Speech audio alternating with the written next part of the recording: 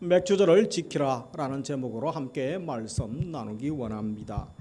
요즘 감사하기 참 어려운 환경 아닙니까? 주위를 보면 경제를 보고 또 뉴스를 보면 감사할 것이 무엇이 있습니까? 이렇게 말하는 분들도 있습니다. 사실 아직 우리가 끝나지 않는 코로나 3년 차를 지나고 있습니다. 안타까운 것은 또 다시 오미크론이 재확산 조짐이 보인다라는 뉴스도 접하게 됩니다.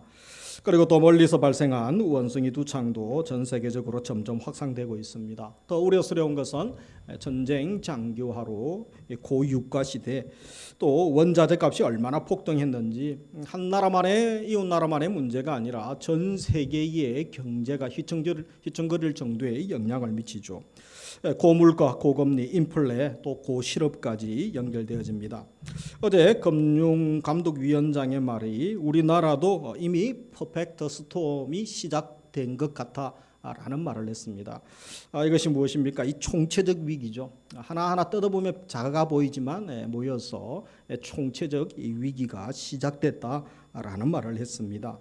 그뿐만이 아닙니다. 한여름에 폭염에 또 폭우에 날씨도 벌써 열대야 날씨에 또 후텁지근한 날씨에 누가 건들기만 하면 짜증나지 않습니까? 이런 때에 무슨 감사가 있습니까? 이런 말을 할 수도 있습니다. 우리는 어떻습니까? 나는 그것에 동의하고 있습니까? 아니면 우리가 감사의 삶을 살고 있는지, 오늘 말씀을 통하여 또 왜 살아야 하는지, 하나님께서 어떤 삶을 기뻐하시는지에 대하여 말씀을 나누기 원합니다. 성 어거스틴은 성도의 삶 가운데 꼭 필요한 것이 세 가지가 있는데 사랑, 또 믿음, 소망이다. 하나를 덧붙이면 감사다라고 했습니다.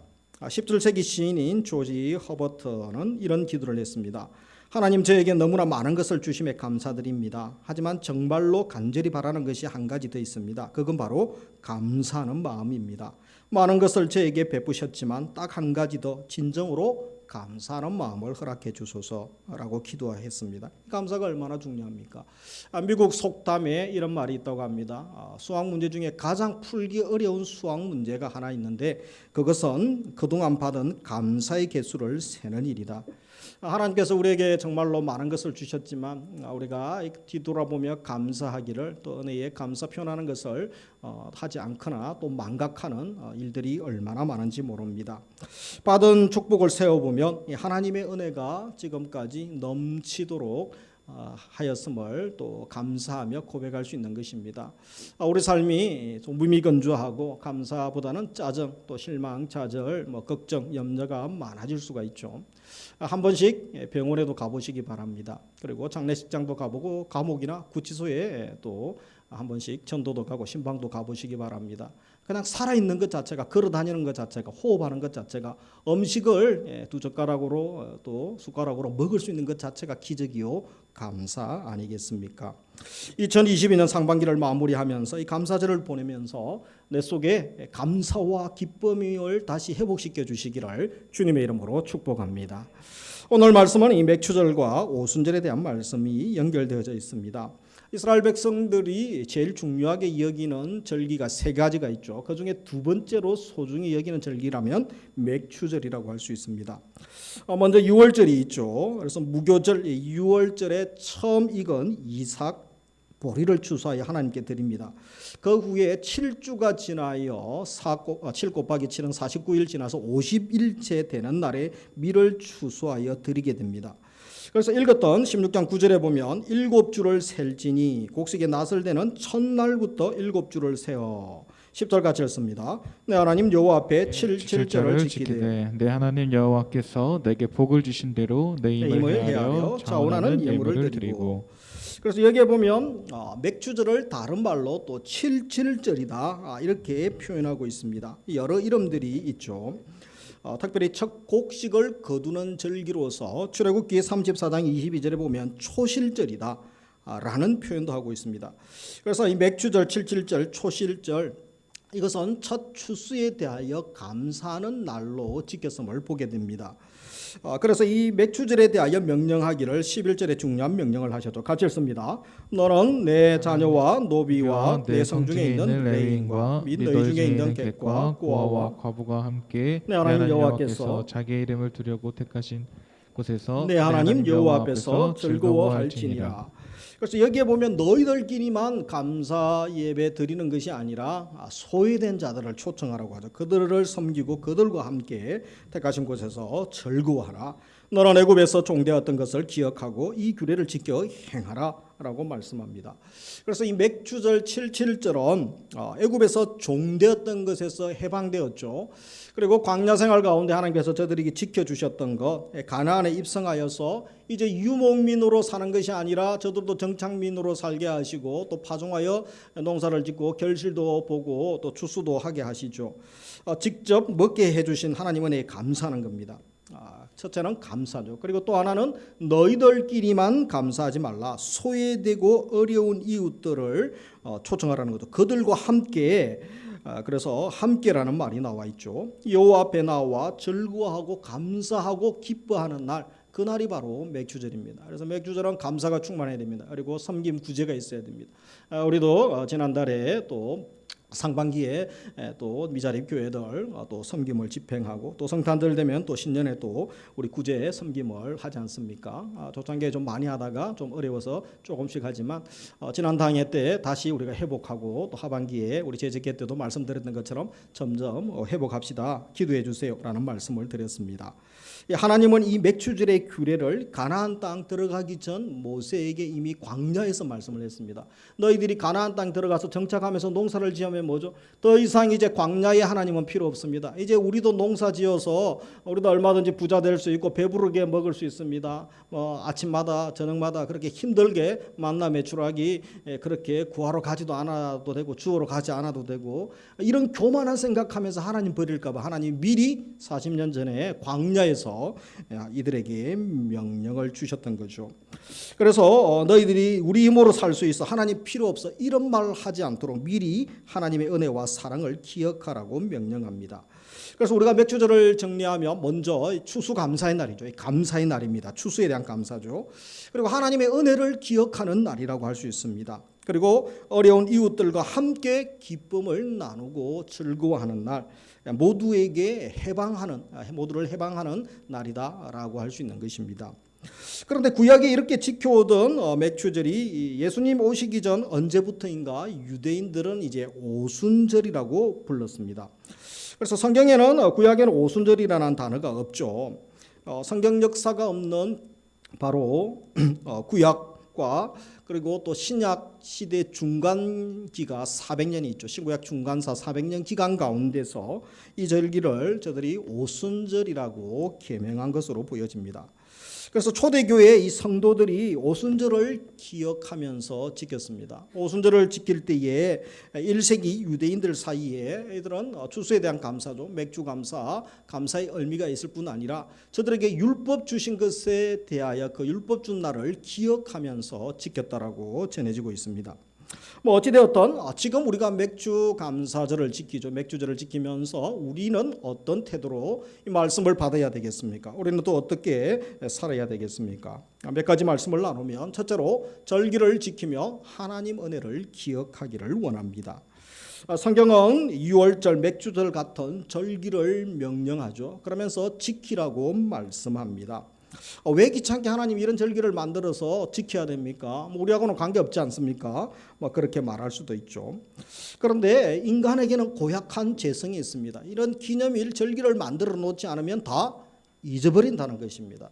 그래서 성경뿐 아니라 우리나라에서도 기념일 또 국경일이 있지 않습니까? 또 명절이 있죠. 명절 다 기억하고 감사하고 지키고 또 고마움을 표현하라는 것입니다.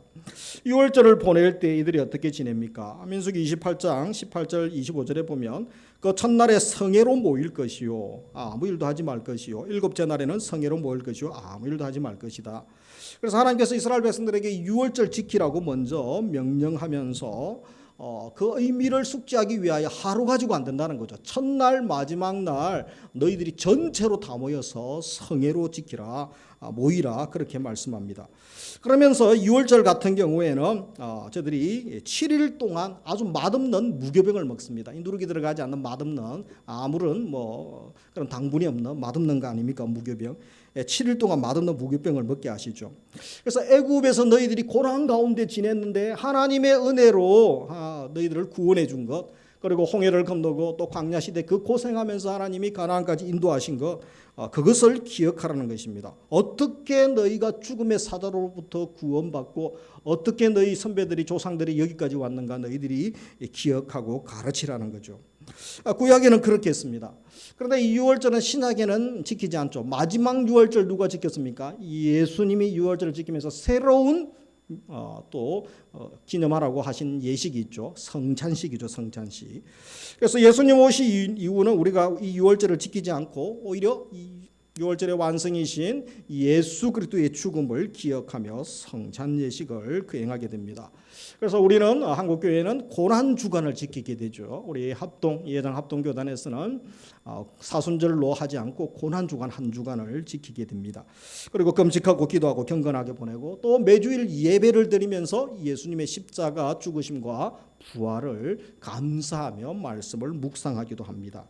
예식 기념일 절기를 통하여 이 망각하기 쉬운 우리들이 하나님의 구원과 은혜를 새롭게 기억하고 감사하는 것. 그래서 이 절기를 만들어서 명령을 하셨던 것이죠. 기억하고 자손들에게 잊지 않도록 가르치는 것이 대단히 중요한 것입니다. 6월절뿐 아니라 맥주 감사절도 마찬가지입니다. 우리 28장 민수기 26절에 보시면 같이 읽습니다. 77절 처음 익은 열매를 드리는 날에 너희가 여호와께 새 소재를 드릴 때에도 성회로 모일 것이요 아무 일도 하지 말 것이며. 그래서 6월절은 구원기념일이죠. 해방기념일 아닙니까? 그런데 맥주절은 감사일이죠. 이 추수 감사일이라고 할 수 있습니다. 우리가 처음 주님을 만나고 회개하고 새로운 또 제사함과 자녀됨의 새로운 은혜를 경험한 것 너무 감사한 일이고 소중히 여겨야 됩니다. 뿐만 아니라 지금까지 지켜주신 하나님의 은혜, 돌봐주신 하나님 은혜의 감사를 표현하는 것, 날마다 감사하는 것도 대단히 중요하고 소중한 것입니다. 이스라엘은 맥주절을 지키면서 이 40년 광야 여행 중에 먹을 것 주시고 또 마실 것들 주시고 함께 하셨던 하나님 기억하고 저들의 광야 유랑을 마치고 이제 가나안에 정착하게 돼서 농사를 짓게 되죠. 그래서 추수를 얻고 결실을 합니다. 인도하신 하나님, 정착하게 하신 하나님께도 감사하지만 오늘 말씀처럼 첫 수확이 생겼을 때의 초실절이죠. 첫 열매를 드리면서 그들이 감사의 고백을 하게 됩니다. 어떤 감사의 고백을 합니까? 이 모든 수확 다 하나님의 은혜입니다. 이 고백을 하게 되는 것이죠. 그래서 맥주 감사절에 바로 하나님의 은혜임을 감사의 고백을 이들은 드렸던 것입니다. 이 시대에 우리도 마찬가지죠. 우리가 맥주 감사절을 그들처럼 우리가 광야에 있지는 않았습니다만 바로에게 있지는 않았습니다만 돌봐주신 하나님 또 함께하신 하나님을 기억하고 또 말씀을 기억하며 감사의 삶을 다시 한번 결단하는 것, 그것은 대단히 소중하고 주님이 기뻐하시는 삶이라고 할 수 있습니다. 인간은 연약하기 때문에 정기적으로 감사들을 지킬 필요가 있습니다. 이런 절기 명절 규례가 없으면 감사를 잃어버리는 것입니다. 그래서 이 바울을 통하여 하나님께서 신약 성경에서는 무엇이라고 합니까? 데살로니가전서 5장 18절 같이 읽습니다. 범사에 감사하라. 이것이 그리스도 예수 안에서 너희를 향하신 하나님의 뜻입니다. 그래서 우리는 원래 감사하지 않는 존재죠. 그래서 성경에서도 범사에 감사하라. 옛날에 우리 선배들 중에 범이 와도 사자가 와도 감사하고 매일 감사라는 말로 또 말씀을 하시기도 하셨죠. 이 항상 감사라는 것입니다. 연약한 우리들은 감사를 잊는 경우가 너무 많죠. 그래서 잊지 않도록 하기 위하여 이런 일정한 절기, 일정한 기간에 감사를 하게 하셨습니다. 우리 예수님도 너희가 감사하는 삶, 감사의 기도하는 것이 너무나 중요함을 알려주셨죠. 주기도문에서 뭐라고 합니까? 식사 때마다 우리가 기도하잖아요. 그죠? 일용할 양식을 주심에 대한 감사를 하죠. 매일 기도하고 예수님이 가르쳐 주셨는데 식사 때만 할 것이 아니고 매일 우리가 또 감사 기도를 해야 되는 것입니다. 그리고 매주일 올 때에 감사의 예물을 드리죠. 그래서 우리 교회 주부에도 감사 예물은 감사 제목을 구체적으로 적게 합니다. 그래서 또 제목을 다 적게 하죠. 그래서 이렇게 감사를 하여서 같이 기뻐하는 거죠. 같이 기뻐하고 축복하고 기도 응답되어서 감사하고 고난을 지금 겪고 있어서 감사하고 이기게 하실 줄 믿고 감사하고 또 새가족 초신자들이 배웁니다. 자녀들이 배웁니다. 이런 제목 가지고도 감사할 수 있구나. 그래서 우리 주부에 다 기록을 합니다. 가끔 오타가 있어서 죄송합니다만 마음의 상태 잊지 마시고 또 함께 축복하고 또 감사를 나눌 수 있기를 원합니다. 그리고 매달 우리가 또 11천금을 드리게 되는 것이죠. 모든 것이 주님의 은혜로 말미암았습니다. 이만큼 살게 된 것, 지금까지 살게 된 것 다 하나님의 은혜입니다. 이런 고백이 매일 또 매주 또 매달 있게 되어지는 것입니다. 그러면서 맥주 감사절도 마찬가지라는 거죠. 또다시 1년에 한 번 맥주절을 감사절을 지키면서 너희들이 감사를 잊지 말라라는 것입니다. 하나님의 은혜를 기억하기 위해서 일부러라도 절기를 지킬 필요가 있습니다. 그래서 하나님 관계가 소중하고 또 감사절을 통하여 감사를 표현하면서 하나님과 깊은 관계 가운데 교제 가운데 나아가게 되는 것입니다. 우리가 구원의 은혜에도 감사하고 또 지금 함께 하신 은혜에도 감사를 해야 되는 것이죠. 특별한 구원의 은혜에 감사하지만 내 일상의 삶 가운데서 별일이 있어도 감사하고 별일 없어도 감사하고 삶 자체가 기적이고 감사할 거리들 아닙니까? 그리고 우리가 마음으로만 감사를 표현하면 되죠. 마음으로 감사하면 되죠. 이런 말 많이 하지만 마음으로만 표현하는 것이 아니고 말로, 물질로, 몸으로, 또 삶으로 감사를 표현하는 것이 중요합니다. 감사하는 성도들, 하나님이 이 감사가 더 풍성하게 하십니다. 이 감사해보지 않은 사람은 감사하는 법을 모릅니다. 그러나 감사를 한번 해보십시오. 감사합니다. 감사합니다. 입술로 또 물질로 또 삶으로 감사를 표현하고 나눔을 실천해 보시기 바랍니다. 하나님이 채워주시고 마르지 않는 샘이 되게 하시죠. 계속해서 콸콸콸 넘쳐나게 하심을 경험하게 되는 것입니다. 그러면서 두 번째, 매일 성령님과 동행하며 감사하는 삶을 살기를 원하십니다. 신학에서는 이제 오순절이 사도행전 2장에 등장하게 되죠. 그래서 이 맥주절 오순절은 추수감사하는 날이기도 합니다만 신약의 성도들에게 맥주절은 성령님이 강림하신 날입니다. 유대인들은 이 날을 율법 받은 날로 기념하기도 합니다. 우리는 예수 그리스도께서 약속하신 성령께서 오신 날, 성령 강림의 날로 우리는 또 기억을 해야 되는 것입니다. 그래서 한국 교회는 이제 맥주절과 오순절이 같은 날인데 이제 나누어서 지키게 되죠. 성령 강림절 따로 지키고 또 6개월 은혜에 감사하면서 7월 첫 주는 전 교회가 맥주 감사절로 지키게 됩니다. 원래의 의미는 그런 또 같은 의미가 있었음을 기억해야 되는 것이죠. 그래서 성령 강림으로 공식적으로 무엇이 탄생합니까? 교회가 탄생하게 됩니다. 성령 강림으로 사랑의 공동체, 교회의 공동체, 믿음의 공동체가 탄생하게 된 것입니다. 성령이 오시면서 하늘에 건너받아 복음 전하는 증인 공동체, 예수 공동체가 탄생하게 된 것입니다. 선교 공동체가 세워진 거죠. 그리고 이제 성령께서 오시면서 마음껏 하나님을 찬양하고 담대하게 하나님을 찬양하고 경배할 수 있도록 이 찬양 공동체, 예배 공동체가 또 세워지게 됩니다. 성령께서 오시면서 성도들이 성령의 능력을 받게 되죠. 그래서 이전에는 혼자 말씀 지키고 죄와 싸우려니 지치고 다 쓰러지고 넘어집니다. 힘을 잃어버립니다. 성령의 능력이만이 죄와 싸워 승리할 수 있습니다. 죄와 싸우고 문제와 싸우고 세상과 싸우고 어둠과 싸우고 마귀와 싸워 승리할 능력을 주게 되는 것입니다. 그래서 담대한 복음의 증인으로 인도해 주셨던 것입니다. 매일매일 감사할 수 있습니까? 우리 힘으로 할 수 없죠. 성령이 오셔야 됩니다. 찬양 마찬가지죠. 전도도 마찬가지입니다. 기도하는 삶, 내가 기도하고 싶어도 10분 기도의 벽을 넘지 못합니다. 식사 기도도 잘 못하잖아요. 그죠? 10분 기도 못 넘기죠. 그러나 성령께서 은혜 주시면 10분이 아니라 100분, 1000분을 기도할 수 있는 것이죠. 우리가 깨닫는 최고의 감사, 그것은 무엇이라고 해도 주님께서 죄에서 우리를 구원해 주신 것입니다. 나를 살려주시고 구원해 주신 것, 이것보다 큰 감사가 어디 있겠습니까? 구원의 은혜에 감사하는 거죠. 그런데 구원의 은혜에 감사하는 성도는 또 성령의 권능을 힘입어 더 예수님 닮아가기를 원합니다. 더 예수님 경배하고 또 예수님과 교제하기를 원하고 예수님 증거하고 싶어합니다. 그리고 주님을 예배하고 싶고 또 입술로 삶으로 감사를 표현하고 싶어하는 것입니다. 우리가 더 감격적인 예배를 드리기 원하십니까? 성령님을 사모하시기 바랍니다. 영광스러운 전도자, 두려워하지 않고 담대한 복음의 증인이 되고 싶습니까? 성령의 기름 부음을 사모하십시오. 성령님이 오시면 되는 것입니다. 더 사랑하고 싶고 이 원수 같은 나를 괴롭히는 저 사람도 품어내고 싶습니까? 우리에게는 보복하고 싶고 미워하고 저주하고 싶은 마음이 있죠. 품어낼 수가 없습니다. 그러나 성령님이 오셔서 십자가의 사랑, 예수 그리스도의 보혈의 은혜를 경험하게 하시면 가능해지는 것입니다. 모나고 더러운 내 성품 고치고 싶으십니까? 성령께서 역사해달라고 기도할 수 있습니다. 그리고 더러운 욕심 내려놓고 싶은데 안 됩니까? 정욕대로 살아온, 세상 따라 살아온 내 마음 내려놓고 싶은데 내 마음 결심대로 되지 않죠. 성령님께 간구해야 되는 것입니다. 매일매일 성령님의 임재를 사모하고 성령님의 강림을 사모할 수 있는 것입니다. 그래서 이 맥주 감사절에 우리가 다시 성령의 임재하심과 역사하심을 사모하며 간구하며 기도할 수 있는 것입니다. 우리가 맥주절을 맞이하면서 감사도 드려야 되지만 성령께서 우리를 새롭게 하시고 또 새로운 은혜를 주옵소서 기도할 수 있기를, 또 이런 은혜를 주시기를 주님의 이름으로 축복합니다. 우리는 지금 어떤 수준의 감사를 하고 있습니까?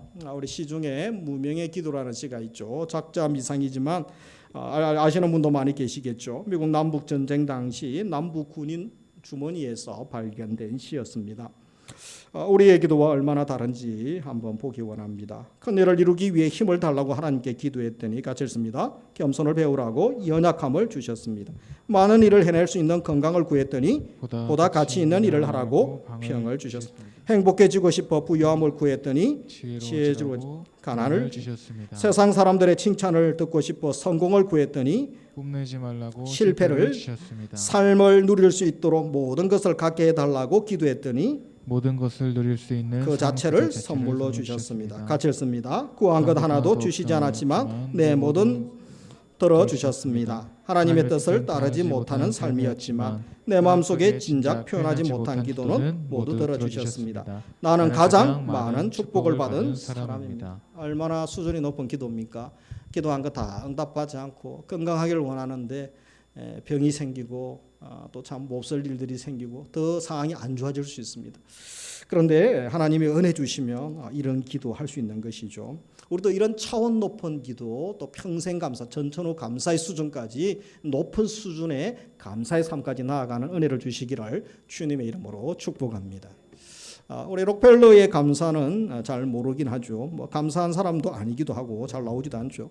또 록펠러에 대해서는 평가가 다양합니다. 부정적 평가도 있지만 제가 필요해서 또 언급을 하고자 합니다. 그런 석유왕 록펠러죠. 53세 때에 그 나라뿐 아니라 전 세계에서 최고 부자가 됩니다. 억만장자가 됩니다. 그런데 그가 억만장자가 된 53세에 그는 행복하지 않았습니다. 왜냐하면 그가 세계 최고의 자리에 부자에 오르기까지 엄청난 기업들이 그 때문에 망하기도 하고 많은 사람들이 실직당하고 그 사람들이 피눈물을 흘리게 된 거죠. 그래서 저 나쁜 록펠러 죽으라 이 원수 같은 얼마나 저주하고 불평하고 원망했습니까? 그렇게 부자가 됐습니다.